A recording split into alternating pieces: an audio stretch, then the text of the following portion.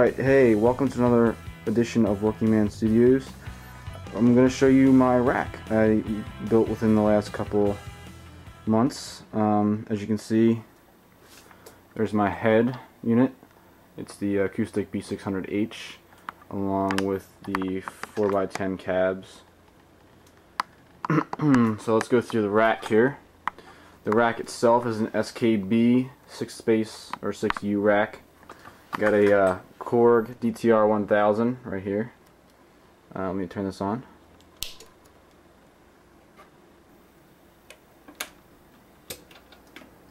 Alright,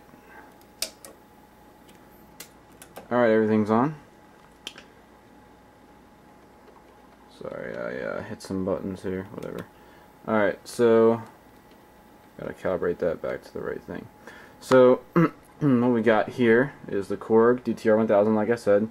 It's in strobe mode right now. You have either strobe or scent tuning or just regular tuning where it will bounce back and forth until you're right in the spot. I prefer strobe. You have a calibration switch which calibrates to whatever frequency you want it to calibrate to. And then you have a flat tuning switch which will add flat notes to your tuning. So you can tune down flats. Let's see, next is the brand new Furman PL Plus DMC.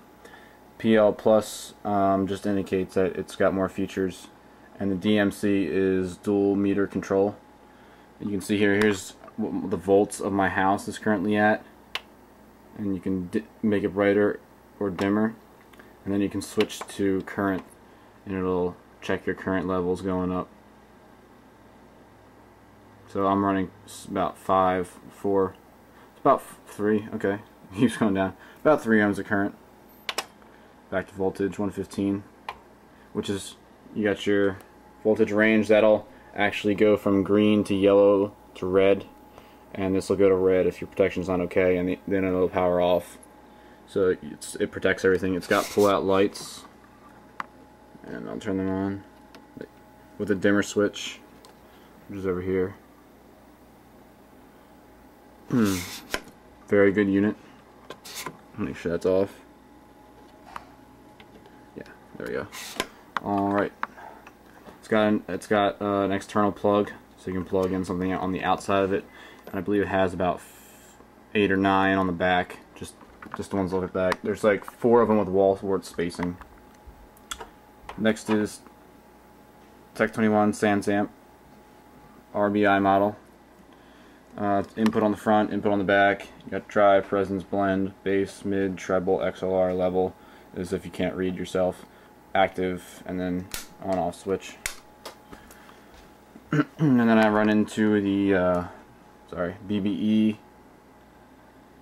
That's a 482i sonic maximizer. You can see how I run the settings. I actually run into both channels, not just the one channel. A lot of people don't do that because they say it takes away from dynamics and sound, but I like to run into both channels. I don't find that it takes away any dynamics or sound. When I run into both channels, I go into the 1 and then out of the 1 and into the 2, and out of the 2 is this wire here up into the amp. So I find that actually gives a bit of a noise reduction when I run into both channels. Then next down I have this SKB rack drawer where I put certain pedals that have to go through the effects loop on my amp. If you know anything about these drawers, they actually come with like a pad of Velcro that's like this high, and it's significantly higher. So what I did was underneath, let's see if I can show you. I suppose not, well yeah, right here. There's a bunch of screws across the unit. What you do is you unscrew that and you pop it off, and the centerpiece will actually come out the bottom. And what I did was I just took some alcohol and wiped away all the glue and put some industrial strength, my favorite, Velcro on there. And it's able to fit Boss pedals now easily, or any pedal except for the cords in the way. So before I wasn't able to put pedals in there because of the height. and that just, you push that right in, and you just lock it down. I like to use bolts on my rack. It's harder to steal. That way, if you get any thieves coming around trying to steal your equipment, and it just, I guess, looks cosmetically better. I do have screws in this one because I could not fit bolts in there. That's pretty much it for my rack. On the back, I installed some lights so I could see what I was doing in the dark. And then there's one up here, which I can't really get to. And I have Velcro all over the back, which allows me to put, flashlights and stuff. Just random little touches that I did to make it more user-friendly when I'm at a gig or something that I have to use it for. I'm sorry for the shaky camera. I'm trying to get all this at once. So that's pretty much my rig. Yeah, so what my signal chain would be, actually would be my guitar into my wireless unit or via cable through my pedal board and all the various effects pedals that I use for the particular gig. Then out to the pedal board into the input of the Sans amp, which goes into the BBE channel 1, then into channel 2, then back out through this cable into the amp.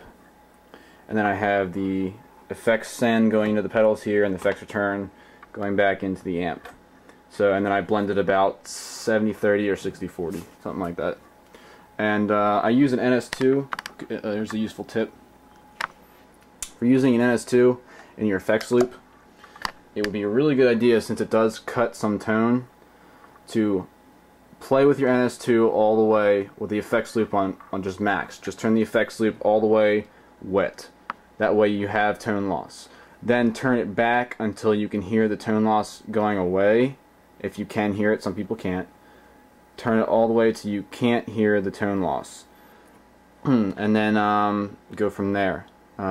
Make sure that there's just enough so your signal gets cut, or your noise that's emanating from the speakers or the head gets cut, but you're not losing tone.